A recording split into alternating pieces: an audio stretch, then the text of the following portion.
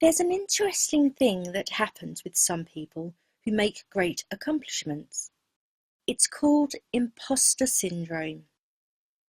People with imposter syndrome have trouble accepting that their successes are their own. They feel somehow fake. Everyone else deserves to be there, but in their case, there was some mistake. They aren't actually skilled. They didn't really get there through hard work, and at any moment someone will realise it and the jig will be up. In another type of situation, you have people that appear to the rest of society to be successful. By every objective measure, they are successful, but they don't realise it. They feel like failures because they either don't have the self-awareness to know that they've been successful, or their internal notion of success, their self-made victory conditions, have not been met or not been clearly defined in the first place. So how would you know if you've been successful or not? As with the types of success, there are two types of validation for success: internal and external. Internal validation happens when you measure your own conception of success against reality. Of course, you need to have something to measure your achievements against, which is another reason it's important to clearly describe what you think success is. This isn't as easy as it sounds, though. Often, our beliefs and perceptions conspire against us to twist how we see things. Like those with imposter syndrome, there can be a sort of block between reality and perception.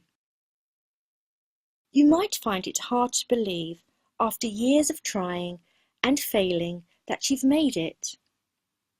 In other cases, it's hard to believe that your success isn't just a mistake or a lucky break. A failure to recognize our own successes can be caused by a number of things. One of the key reasons is that success often arrives in a subtle way, and we humans aren't that great at noticing slow changes. It can be helpful to look back at the last 5 years every now and again and do a comparison of where you were and where you are now. We tend to forget the rough times and humble beginnings and only retain good memories of how things were.